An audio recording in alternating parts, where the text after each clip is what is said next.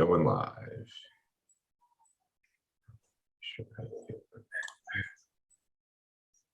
I smile. Love you. Thanks for the wake-up call. Hello. We're live. So welcome everybody. Thanks for joining us on another episode of Awakening Consciousness with Asher and Jesse.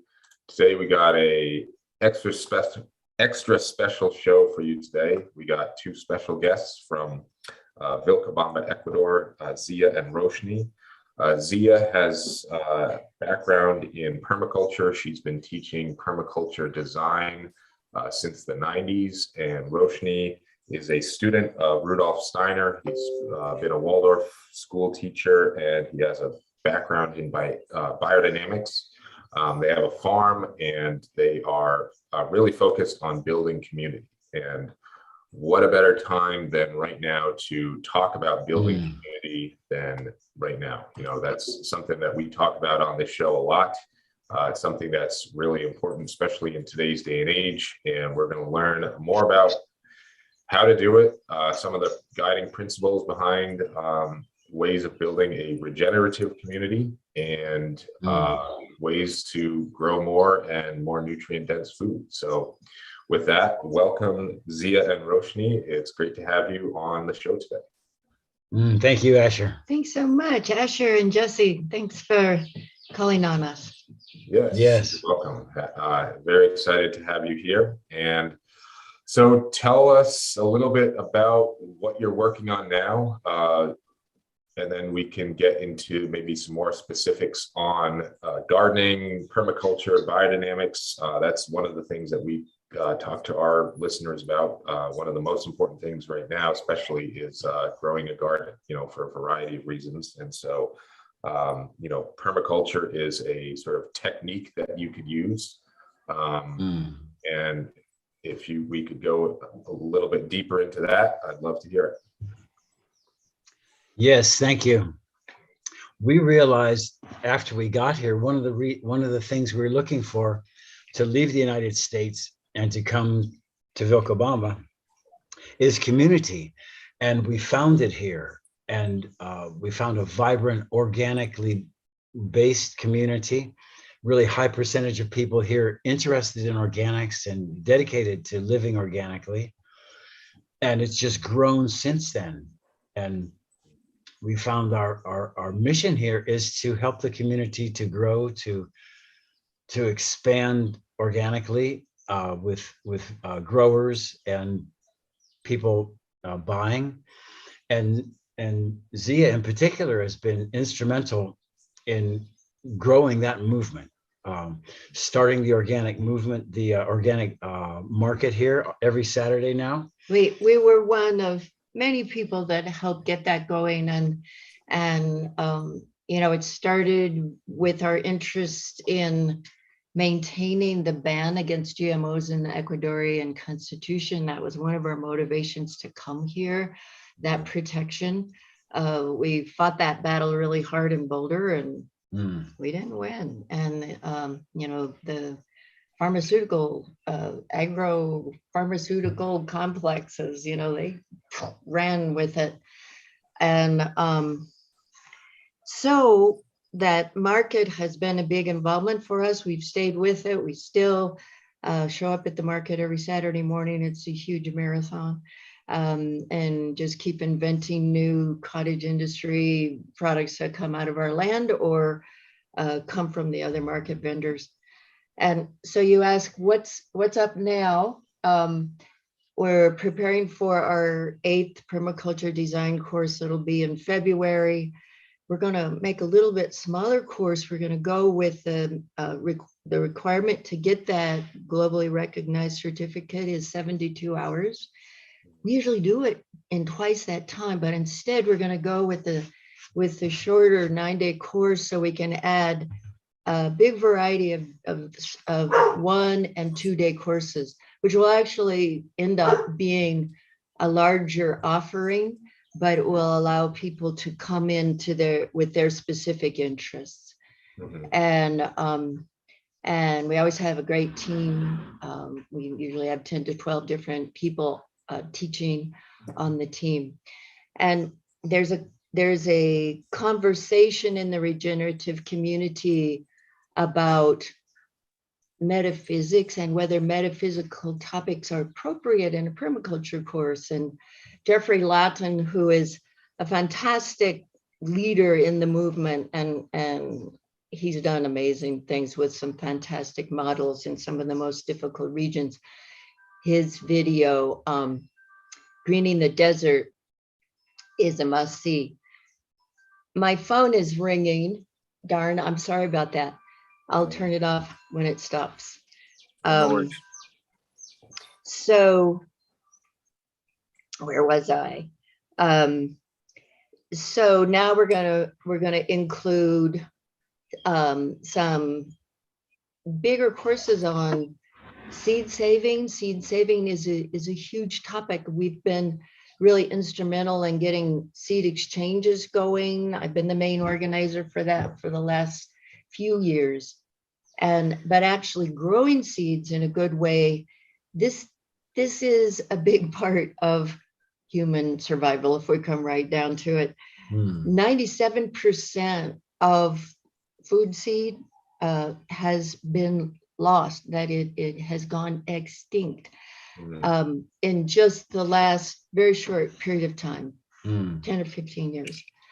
And so then all of us being involved in, finding out what are the varieties that work in your locale and creating new varieties and saving those seeds and showing up to exchange our seeds is really critical. And here in Loja, Ecuador, we are in one of the most biodiverse places in the world, because we're in this niche where the three main ecosystems of Ecuador all have influence. Amazon has an influence on us. The high Sierras influence us, but we're a low point in the Sierra. So that means that both the Amazon and the coastal plains come up and we can grow darn near everything. But there are some things that those of us from the north that have transplanted here, we can't grow, like beets and carrots, and those biennials that want to have, long days going, short days going to long days, going to short days through the growing season. And also over winter is how beets and garlic and carrots, they come up with their seed stock the second spring. So we're trying to find ways that we can encourage them, like by winterizing them inside a fridge. But the thing that's even more critical is to get familiar with the diversity of plants that are here that we're not even familiar with, and the medicines. So, about, let me see, it was 4 years ago, I was starting with this holistic lens that comes from I've been a holistic practitioner of body work, body therapy for 30 years, as well as the permaculture strand, very Gemini, gotta have 2 careers at least. And so I put together a package of projects. We called it the Upaichani Network, had a big party, raised a little money to launch this thing. And so it includes seed saving and a small land collective, an herbal medicine collective, women working together to put some beautiful and potent herbal remedies on the market. And then organic corridors, connecting up with your neighbors who are organic and creating culture around that, encouraging people to get to know each other and grow their organic corridors.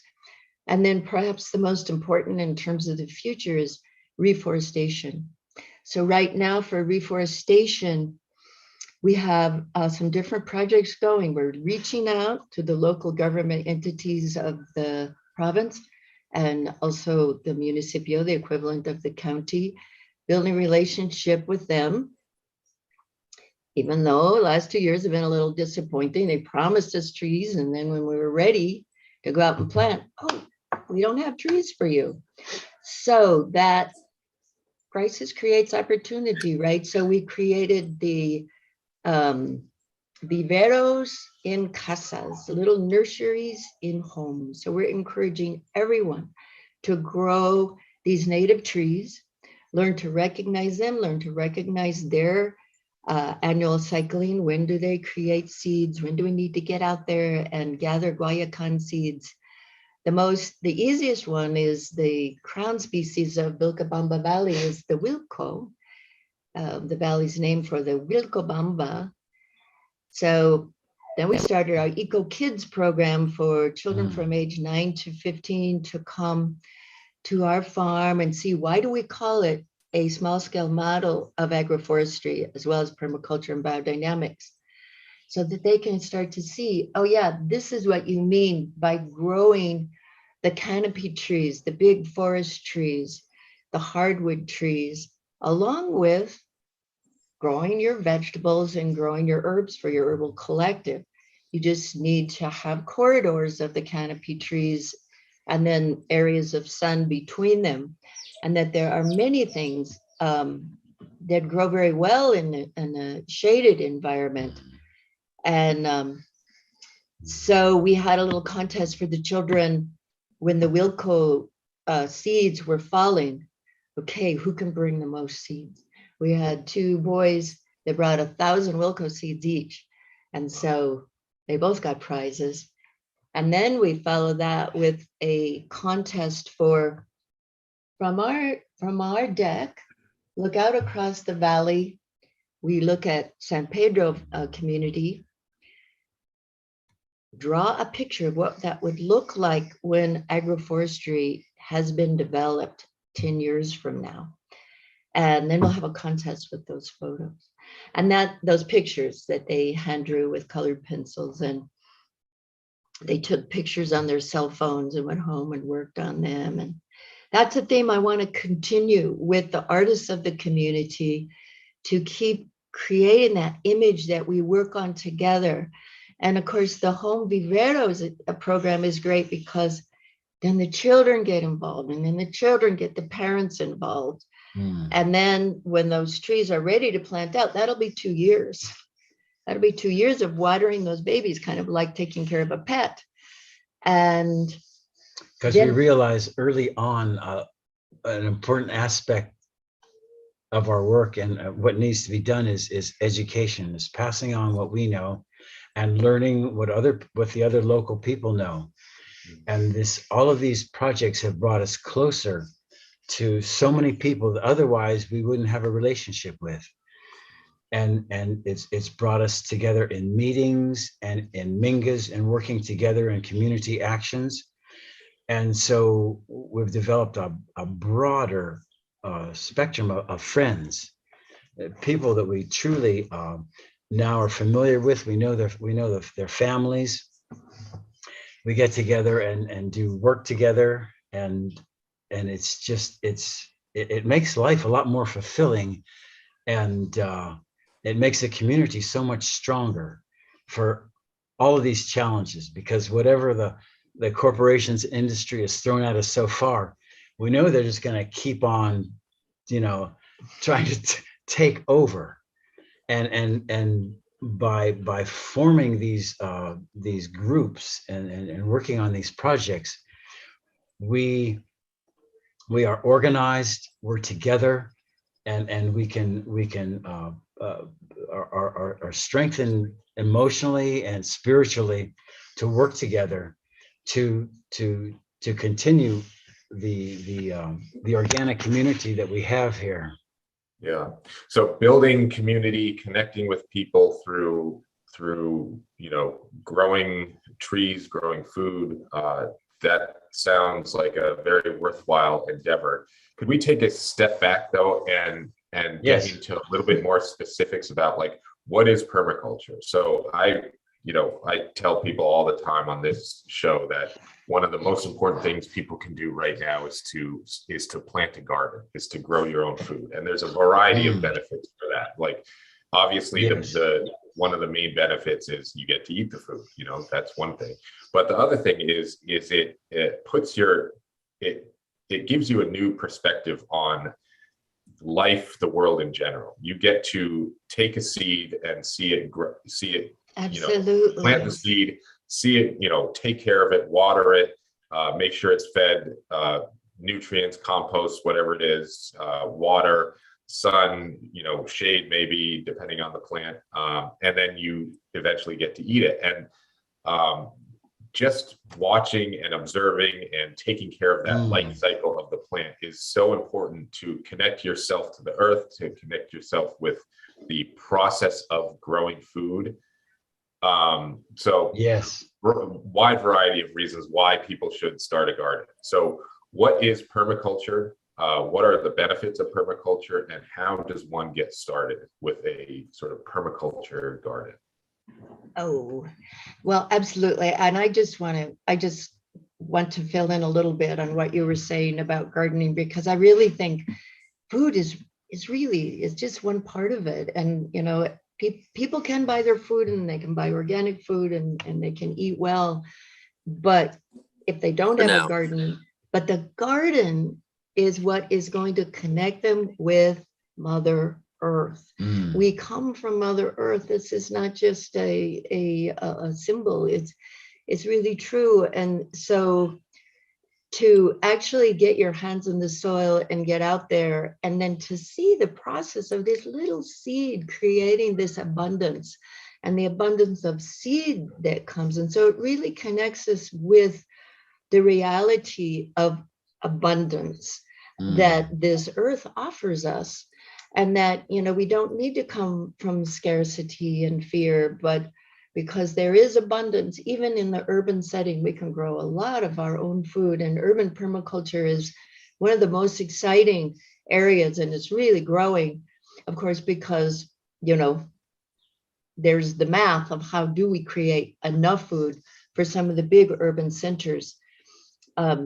But even on the windowsill and the patio, and then the neighborhood gardens that are cropping up in urban settings, it's very exciting what's happening.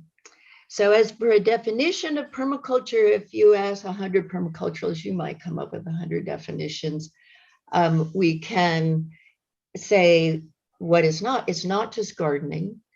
There are 5 branches that are presented in the permaculture design course, which is the entry-level course that allows people, equips people to come into any setting, any climate zone, and put on a holistic lens and see, where would I go with this to bring this setting into sustainability, and in what sequence? How would I prioritize? So that's why we use this word design a lot. And, people tease us, we're the designers, but we actually teach permaculture design in the permaculture design course. How do you see a landscape? How do you, recognize what are the factors around your boundaries of your deed that are going to influence you? And how do you capitalize, or how do you build on all of the resources that are there present? And then we're going for interdependence rather than just being self-sufficient. A definition that I like is permaculture provides the tools for helping us realize full sustainability on any given place. Desert, tropical jungle, urban to rural. And a wonderful aspect of the course is that it's not only just teaching, but it's very practical. We're practicing making designs. We're practicing looking at areas and working together in small groups to put it down on paper, to make it make designs on paper, and really practicing the skills that we learn. So we practice in small groups. We do, like, we call them flash designs, and we visit a lot of different properties, and we see, some of the different interpretations. There's a lot of room for how do you use these ethics and principles to create sustainability. And there's some pretty wildly creative examples here in this valley. So we go to these places and then we'll pick an aspect of it. The 5 aspects that are covered in the permaculture design course that are part of permaculture are gardening, agriculture, providing, growing food. How do we manage energy? And what renewable energy sources are most appropriate for that time and place? How do we manage water? And that's been really my main interest, because we do have because of climate change, and because the dry season here has been growing. This year we've been lucky, but the people talk about, oh, the dry season is longer every year, and we have several months where we can get no rain. So then how do we store water? And how do we store water in the ground? And how do we shape the earth to be able to store water and prevent runoff? We want to be able to penetrate all the water that falls, penetrate it into the ground or store it in ponds, pools, tanks. And what were the ones I didn't mention? How do we manage waste? And then including human waste and social systems, bioconstruction.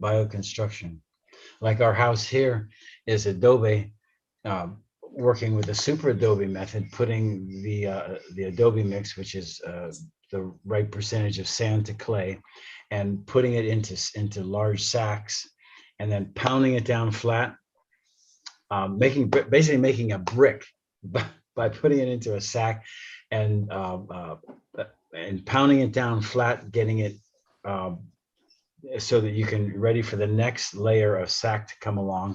So and then layering barbed wire, like lasagna, you put those rolls of before they're sacks, it's a long tube. So you buy a big old roll of those tubes. We chose that method. And then 3 strands of barbed wire on top of each layer of sack. And it turns out it's been proven to be one of the most earthquake-proof structures. And also it's bulletproof for those who need to be bulletproof. But earthquake is going to affect us all. So yeah. And we just love the way it feels. It's just such a wonderful feeling to be in an earth house. Yeah. We love the curvy. It really lends itself to curving structures, and we love the feel of that. We love the movement that it gives us, and especially because here in Ecuador, your furniture is custom made. There's no going to Walmart or Home Depot and selecting your doors and selecting your windows, and so if it's all going to be home handmade, then you might as well have it made according to the curves of your house. Can I pick up this and show the house a little bit? We got a lot of curves and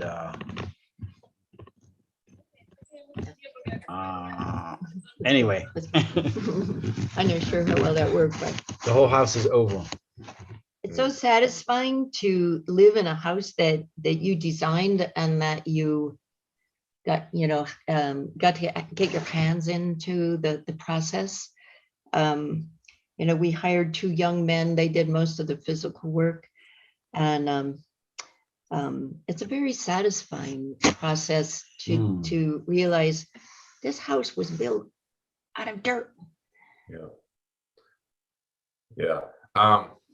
So getting back to permaculture, so I have a garden. I have about I have 9 raised beds that are about 4 foot by 20 foot, and nice. Yeah, inside of a fenced-in area. So obviously that's not what you're talking about. That's more, sort of not planned, because obviously you plan and design your permaculture space.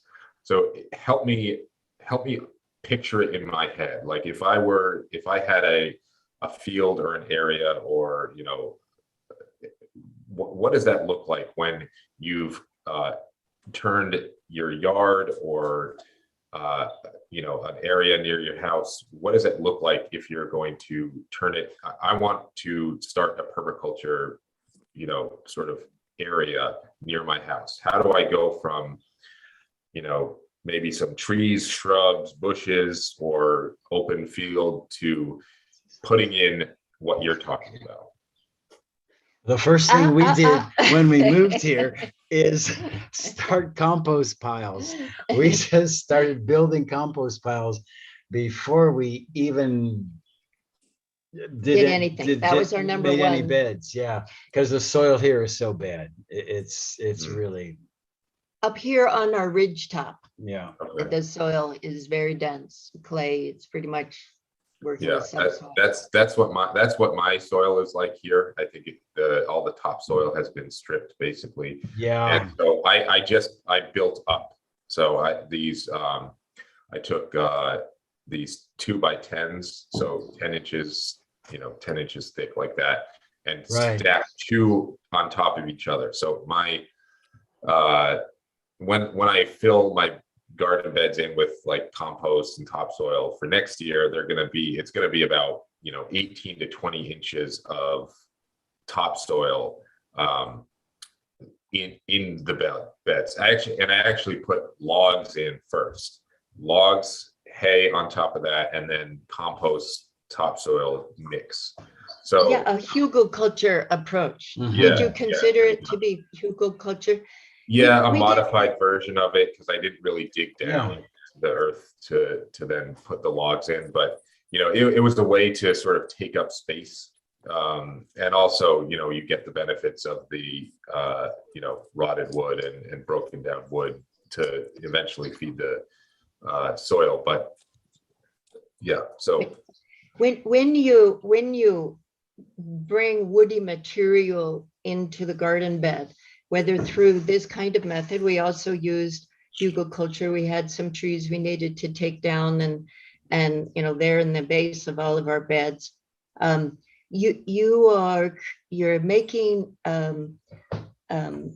you're creating fungal culture. You're taking the soil toward a mycelium, a fungal. You're starting to take it toward fungal dominance, and the benefit of that is quite enormous, because one of the stage of the fungal growth is the mycelium, that are the root-like structures that go out and actually have the capacity to digest material in rocks and sand, silt, clay, pebbles that plants can't access. It's not plant available. But the fungi can do that. And so fungi eat on certain types of fungi, can digest the wood. And so that's part of why hugelkultur has become very popular. For our beds, because we are on a slope, about a 30% slope, it's Oh, wow. like most of Ecuador, the topography galore. We planted vetiver, which is as tropical, subtropical grass. But this idea could be used in many places with different grasses. But vetiver is especially good because it's not invasive and it doesn't create seeds. It only grows by rhizome, so it grows slowly. But it creates a thick mat that intertwines and creates a barrier both below ground and above ground. And so so here I'll show with my hands. So here's your slope. We'll say it's about like this, and the vetiver comes up, chung, chung, chung, and it's creating this mat underground. So everything that's here is the sediment is coming down, and it's causing the vetiver to sprout, and so it self-levels. It will actually create a terrace by itself. So, we're at like 9 years now, and most of our land, our parcels, our beds have gone through that process. And then the vetiver, the other benefit is it's on the bottom layer of our beds. And so we're just chop it and there's our mulch. And so, and it's a very high protein mulch. It's got the roots from vetiver can go 3, 4, even 5 meters deep. So they're bringing up the minerals that are in that deep layer. And so we love the vetiver. It's also a bioremediator, meaning it will biologically purify the soil and water.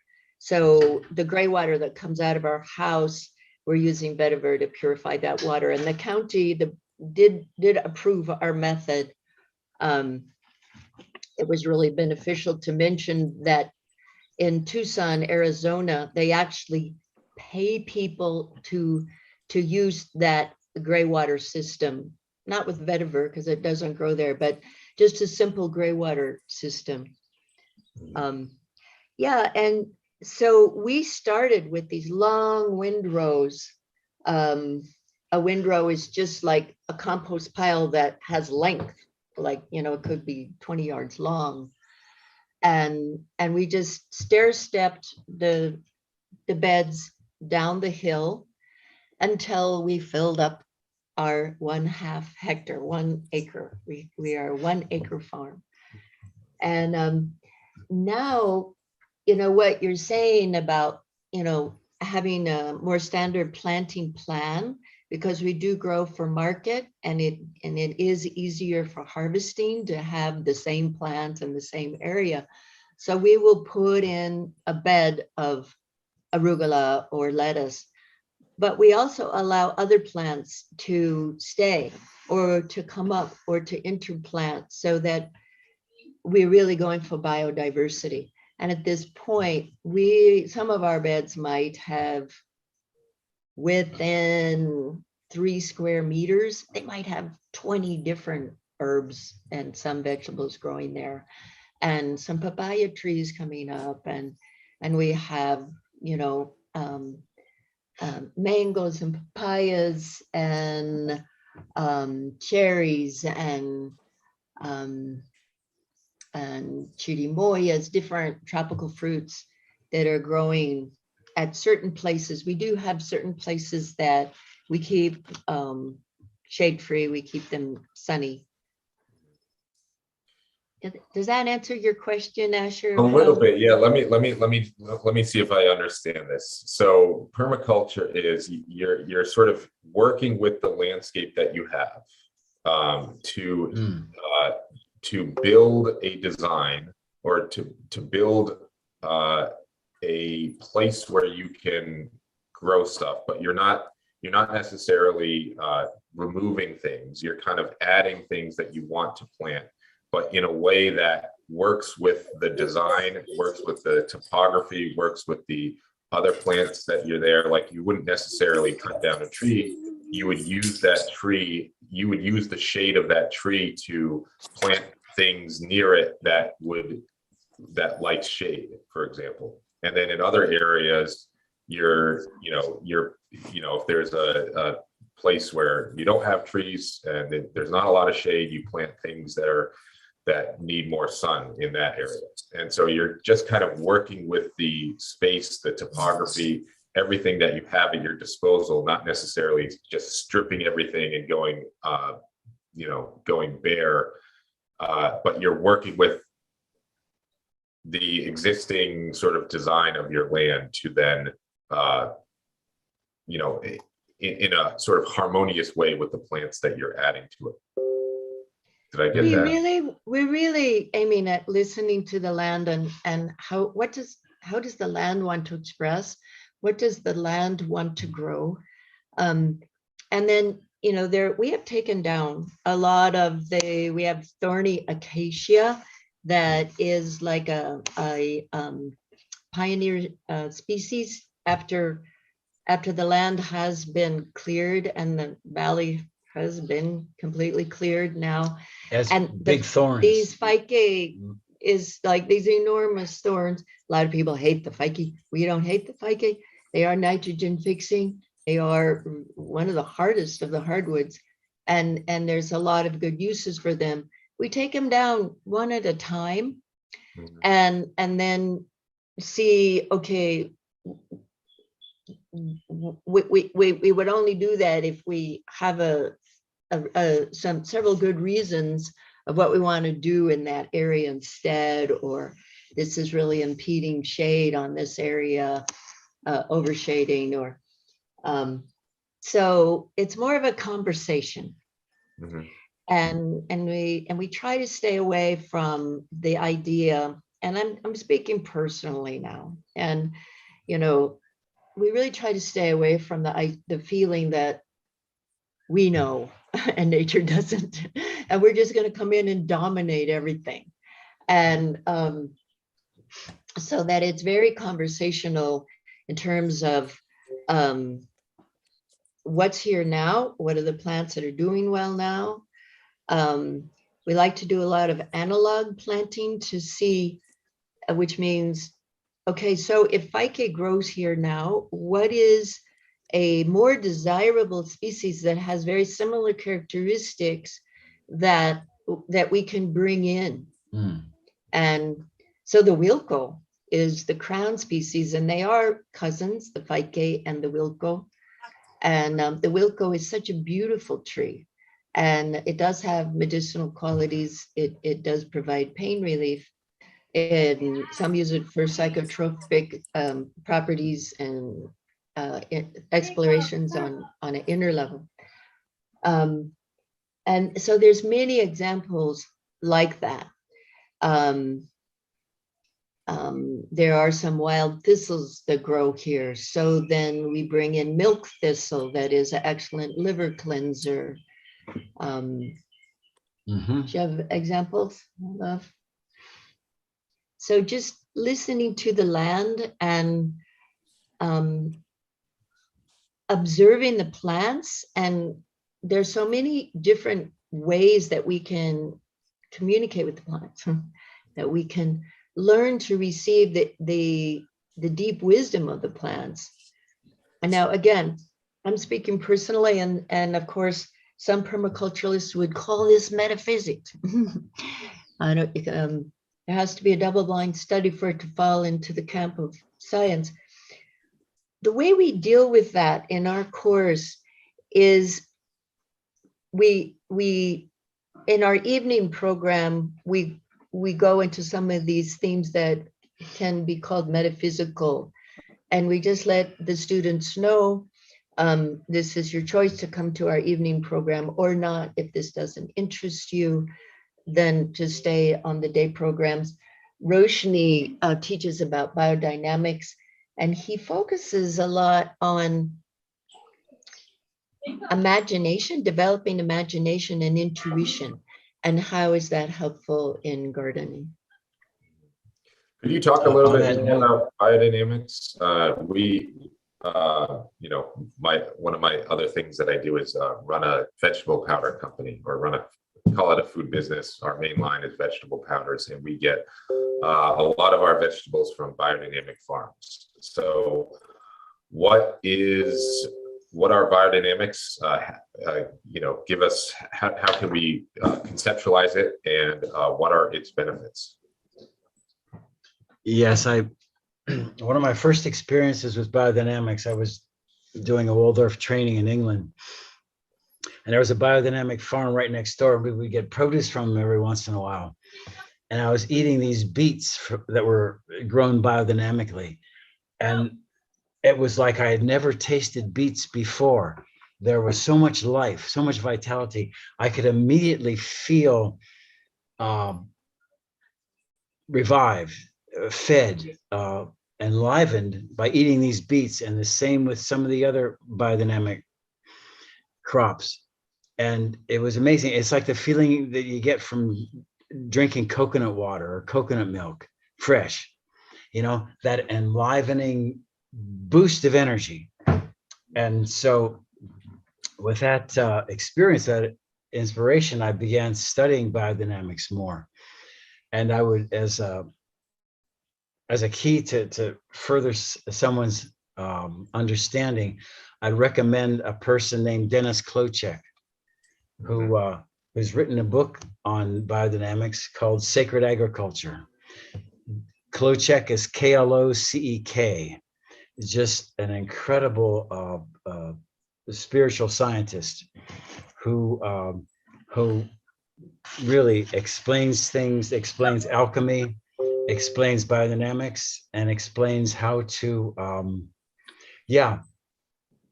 the benefit of biodynamics is that it enlivens the food. It how do we say it? Well, it brings in the cosmic forces. It's working with but maybe that's not where you were going. No, that's good. But That's good. yeah, so it works not only with the moon. I think all permaculturalists work with the moon, and many gardeners and many different approaches work with the moon. I mean, obviously the moon has enormous effect on the tides. It also affects the earth and the plants. But biodynamics works with the influences of the zodiac and the metals that have relationship with the zodiacal star systems. And this is a very deep science, and some of the preparations in biodynamics are quite complex, but they're working with the minerals that all gardeners work with, and the different nutrients. But they're working with the influences that are larger, that are cosmic forces. Yes. Cosmic just meaning they're coming from off planet. They're coming from star systems, and they influence us. Now, this may seem kind of hokey from our current modern culture, but if you think of the millennia where people around the world, they spent a lot of time, their internet, their television was stargazing and understanding the stars and all the different indigenous cultures that develop deep knowledge about the stars and their influences. Then it doesn't look so silly. And and so Rudolf Steiner has brought through this complex understanding of how those cosmic forces influence soil fertility. And in working with those forces, it brings life forces into the soil and into the food. And that's what's missing in today's food, in the grocery stores, and even a lot of organic food that's just produced organically, but it's produced in an industrial way. It's still lacking life forces. And what we need to be able to think clearly, to be able to enliven our thinking, which involves our imagination, right, is to have these life forces in the food. And that's what we really benefit from in biodynamics. And so I encourage people to look into it and start working with those methods. This year in our course, I mentioned we're doing some 2-day workshops that are outside of our permaculture design course. And one of them will be taught by Laura Patiño, that is a young Colombian woman that's really dedicated to studying biodynamics. She's becoming a biodynamic teacher in the Biodynamic Association of Colombia. And she's going to provide a 2-day course in biodynamics and also a 2-day course in seed saving. Mm. One of the things that Asher's brought up a number of times on the show, and we've talked about fairly extensively, is sort of recalibrating our definition of what it means to be successful, or what success is. sort of away from kind of like the most flashy stuff, sort of being how we define success, towards maybe, how you feel, or your relationships, or your family life, or your spiritual life, or these sorts of things. And when I hear you guys, talking about, hey, there's a method where you can produce food that does all kinds of magical things in your body, right? It's pulling in forces, and it's, allowing a higher level of nutrition, a higher level of, and maybe working on other levels to do so, versus the supermarket, even if it's organic, but, the supermarket products that, just have to look a certain way, essentially. Taste is sort of secondary. Nutrition's not even on the list of concerns. And it sort of reminds me of that. And I'm wondering, well, first of all, I would definitely encourage you guys to not feel foo-foo sharing that kind of stuff, because I think that's where the world is headed. I think we're all headed towards understanding these things. And I think, that's going to become, this stuff is going to become very mainstream. It already is.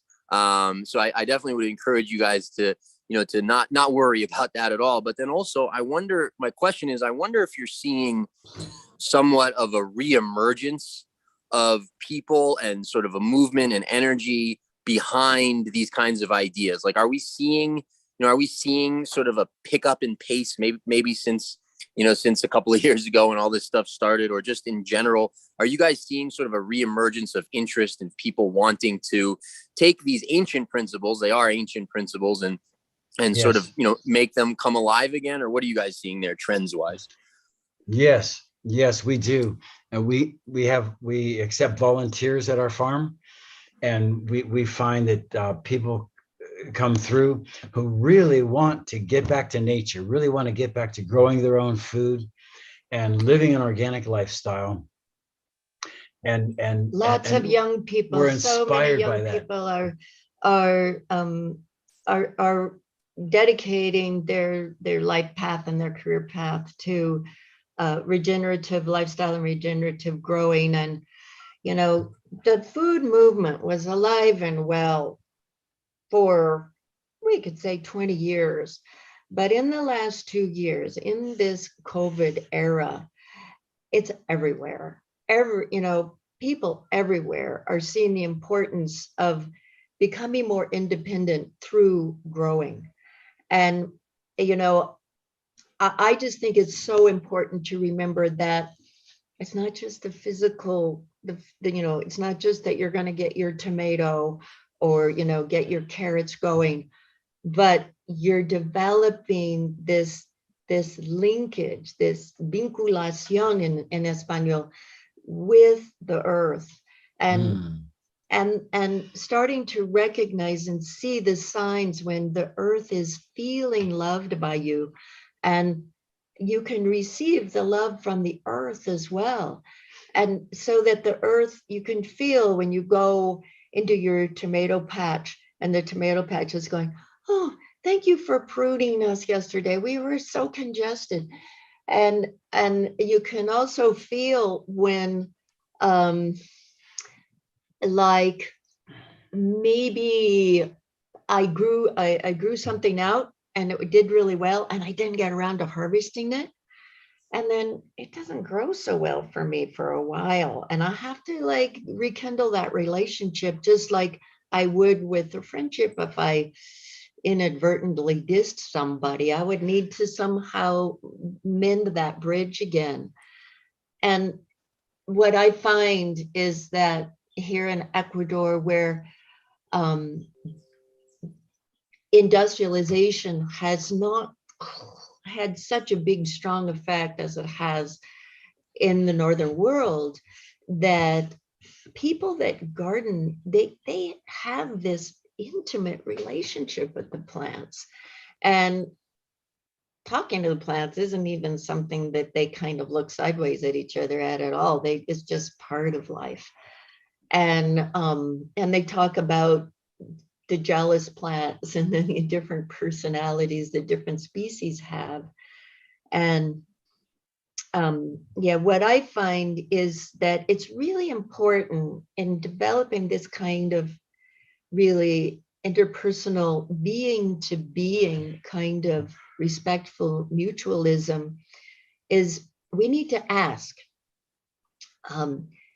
Just like on every level, we need to open ourselves to guidance. We need to ask for a relationship to begin. So, go and sit with Tulsi comes to mind. Tulsi is my favorite herb. I just love the Tulsi. And we, I love the doctrine of signatures, which is an ancient formula for understanding plants, which simply says the morphology of the plant speaks to us. It's its way of speaking. The plants don't have vocal cords. They don't, they don't speak English or Spanish, right? They speak a lot through their shape, through their scent, through their manner of cycling. The way they express are all ways that they communicate with us. The Tulsi flower, I don't think you could see me doing it with my body. I'll try doing it with my hands. The Tulsi flower does something like this. It's like so giving. It's so generous. It has so many wonderful properties. And it's so satisfying to eat. Again, you just feel enlivened. When we make our pesto with mostly Tulsi, and it provides immune defense in several different ways. It's excellent for circulation. It pulls radiation out of the body. It stabilizes blood sugar level. It does so many things. How does one very simple little plant do all that? And so, it's also called holy basil. Yes, it's called holy basil. It's its nickname. Yeah, it's actually not botanically. It's not a basilica, and so I always like to point that out. But they're both mints, and in the mint family. But if you want to get to know Tulsi, or if you want to have some of those properties of Tulsi, go where it's expressing itself fully in the garden and just sit and just be with it and spend time. And then come back when it's at a different stage of its growth.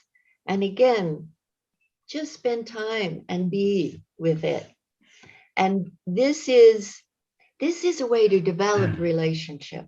And then introduce yourself. My name is Zia, and I just love you. And I just find your flowers so incredible. It's so generous. And then after sitting for maybe a year, maybe 5, ask if you could have its medicine. And have a little vial of the purest water you can find. And take a tiny little, if it says yes, go into a deep meditative state and see what comes to you in terms of visual images or sense or any kind of messages that can come through your 5 senses. And then take a tiny little bit of one of the petals and put it in your little vial of water, and then add an equal amount of water to alcohol. And there you have a flower essence. But it isn't something where you just go and you pick a bowl of petals and leave. Okay, this is my opinion.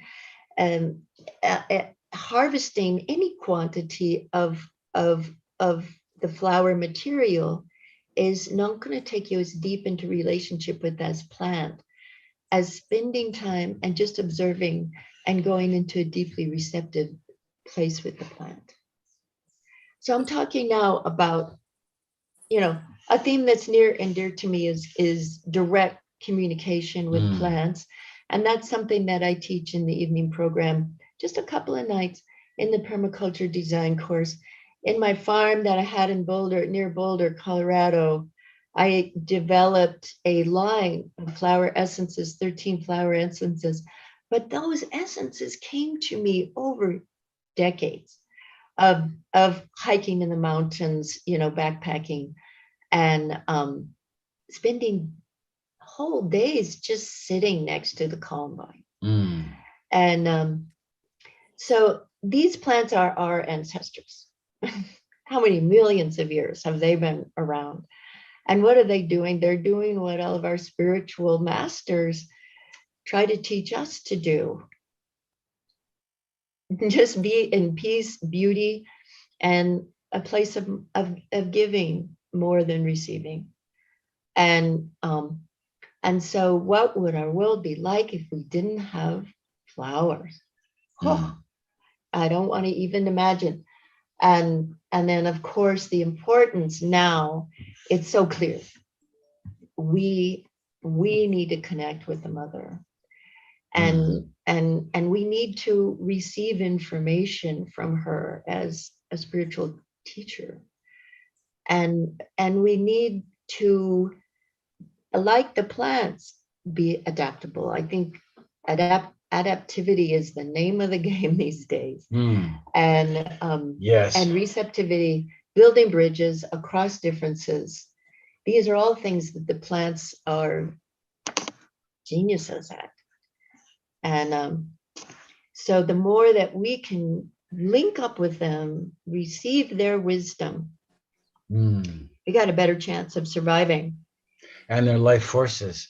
It reminds me of, this food this biodynamic food is so satisfying that we need to eat less. And of course, one of the problems in our society is people overeating and people becoming obese. Obesity has become a major problem because At the people same are time, they're malnourished. right. You have obese people who are malnourished. And they keep eating for satisfaction and they don't get it. It's like eating cheap ice cream, you just keep, or cheap candy. You just keep eating it for satisfaction and you never get it. And when your food has vital forces in it, then you're satisfied with less. It's incredible. Yeah. Steiner foretold that. He foretold the time, what he said in the near future, where people would just eat and eat and eat and not be satisfied. And here we are. And not be able to think, right? Yeah. So does it seem like critical thinking might be a little bit lacking these days? And get an injection that cuts you off from source, from God. So Yes. It's incredible how accurate some of his predictions were. We have a question here. Do you put seeds in your mouth before you plant them? I've heard, I've done this sometimes,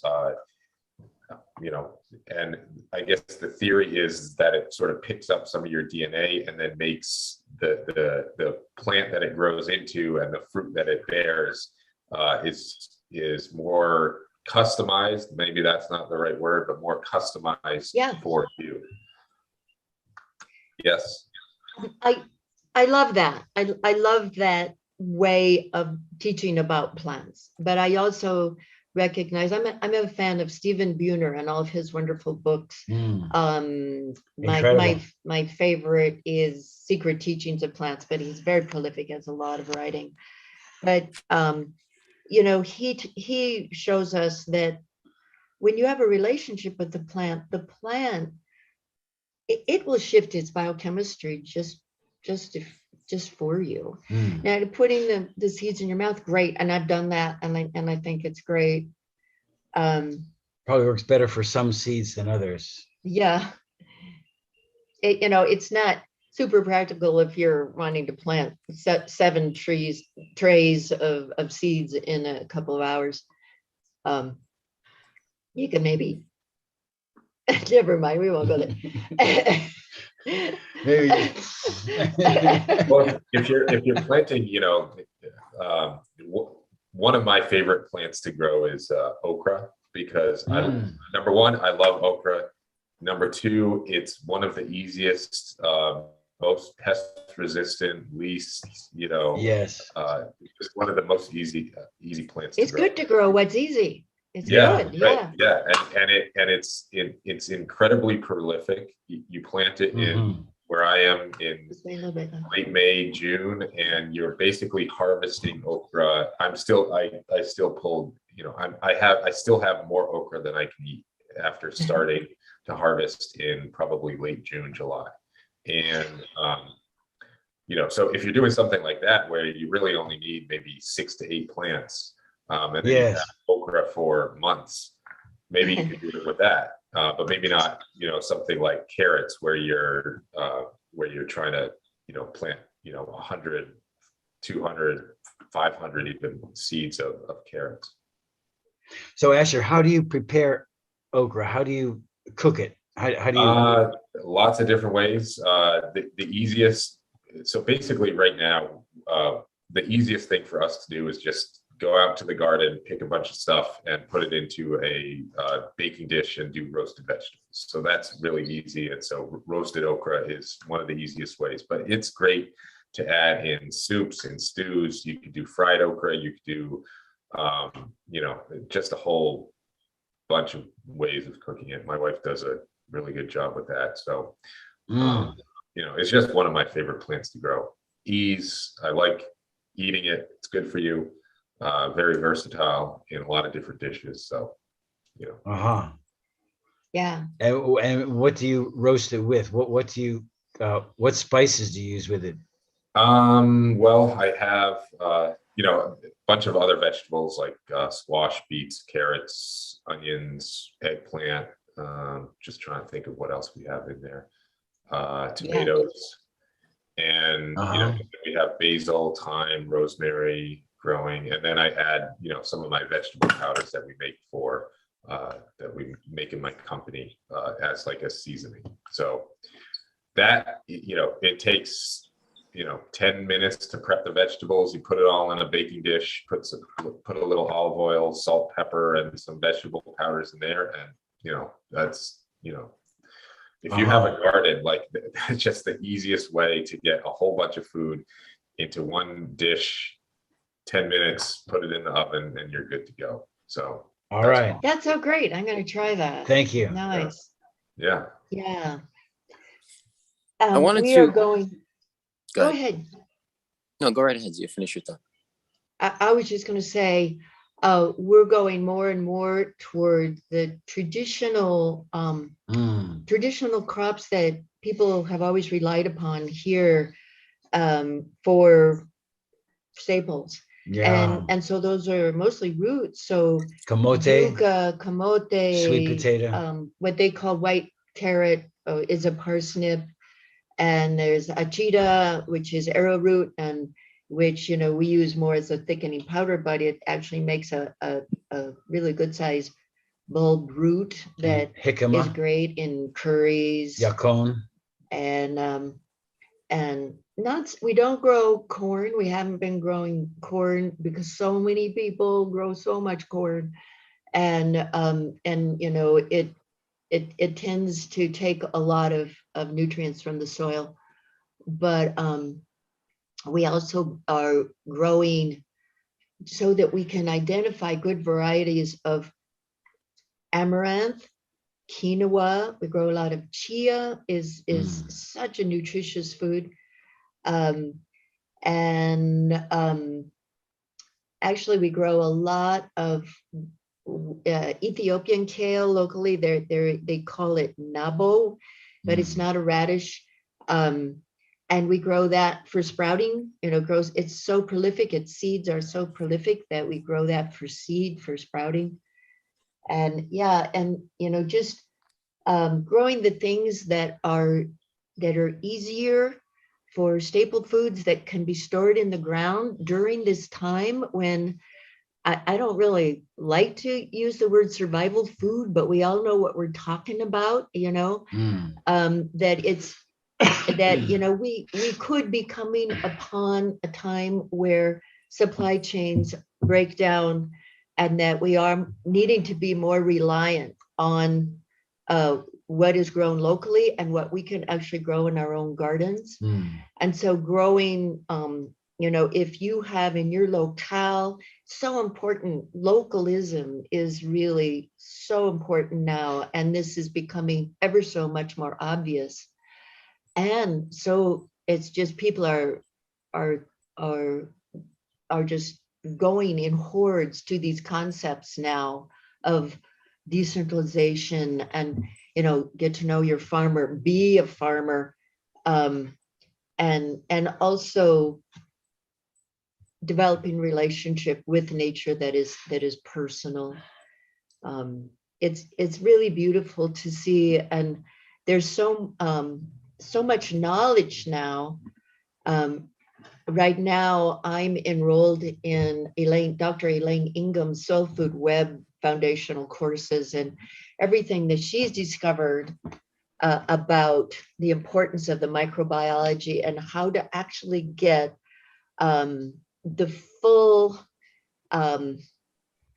web network of different microbes working for you to create soil fertility is so impressive. And her method is a no-till method. I've been working with no-till methods as a permaculture method for decades now. And just this concept of disturbing the soil disturbs the soil life. And the soil life is where the fertility comes from. And she is now identified, after her 30 years of research, that there are 4 trophic levels. Trophic level means one level of predators eating another level. There are 4 different levels of microbial creatures. If all of those 4 trophic levels of specific types of microbes are present, and she's developed this method that helps people get that chain working, then the plant will have all the nutrients it needs. And her claim is that there is no place on earth that doesn't have all the nutrients it needs. The only thing that's missing is the soil biology. And she's got the data all over, and all over the world. I love the story about her that she, as a PhD, many recognize her as the world premier soil microbiologist. I'm sure that others could argue, but she's up there, and she's a fantastic teacher.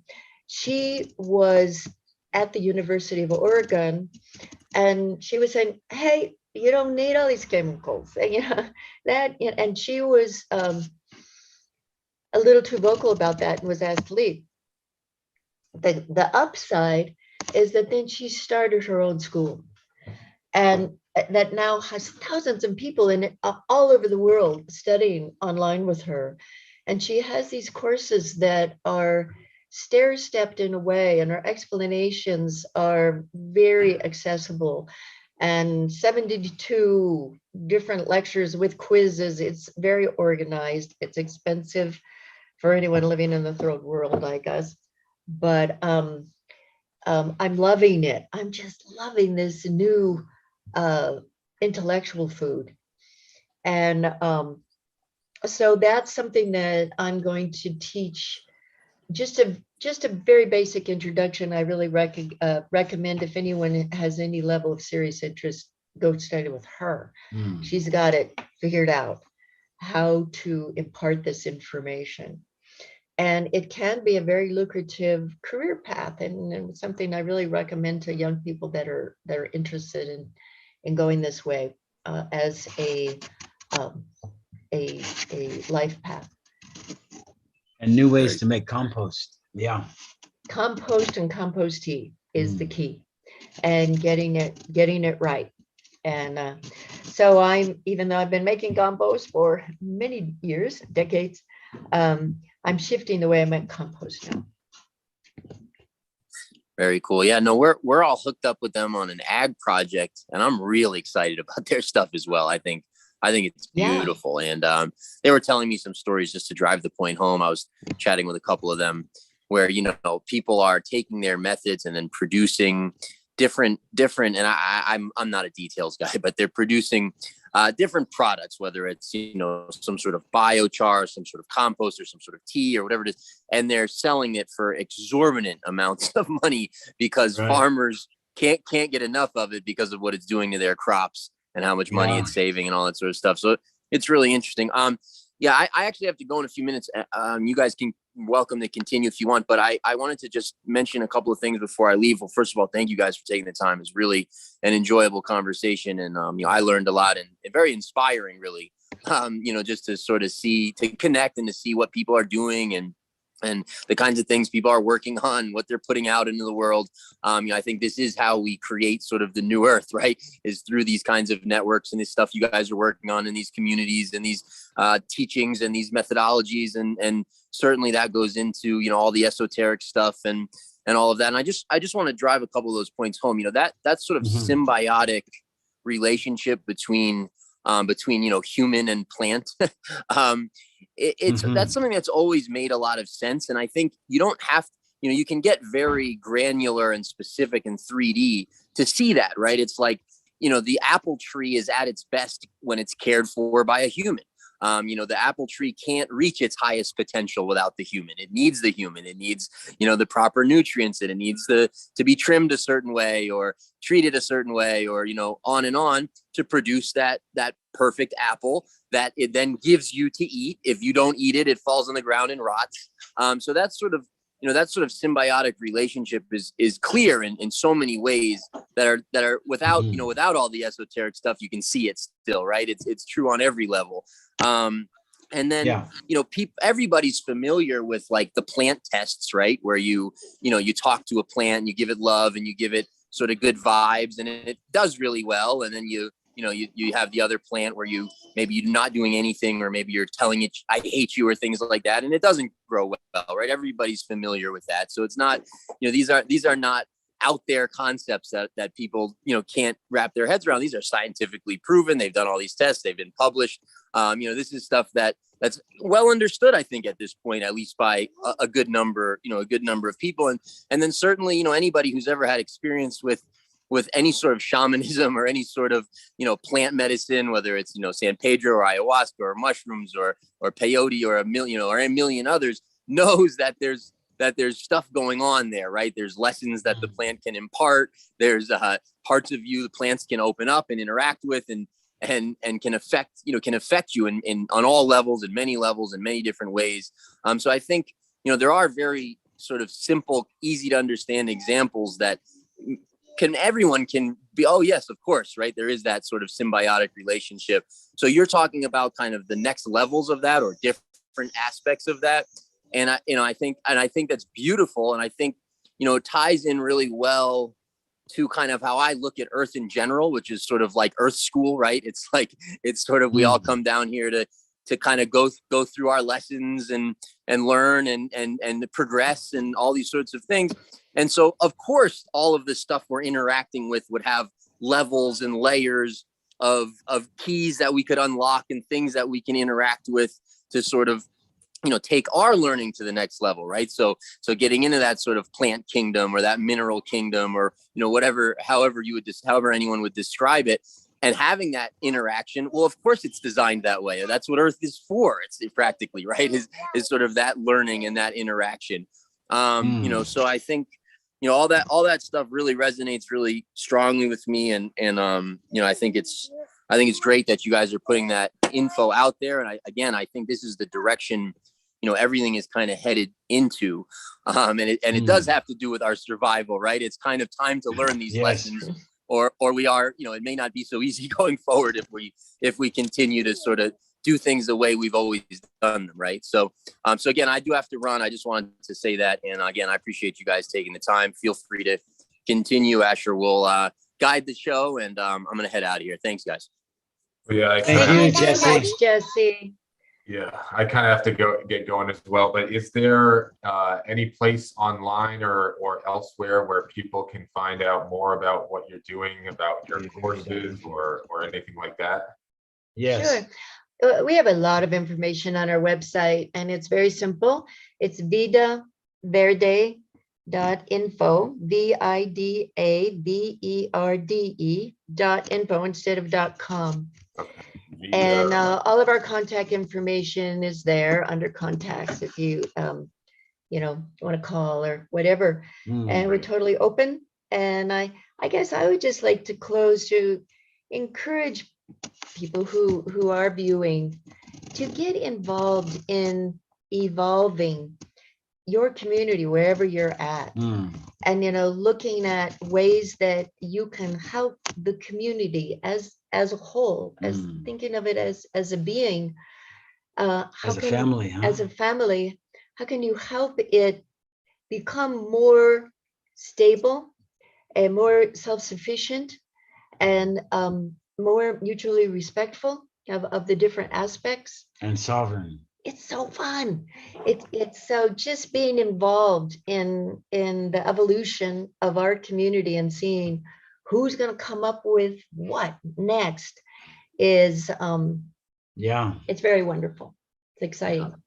Yes. Yeah, powerful words to end on. So thank you again for joining us today. We learned a lot of new information, and a lot of it is kind of old information because it's like we have to sort of rediscover this lost knowledge that humans used to have.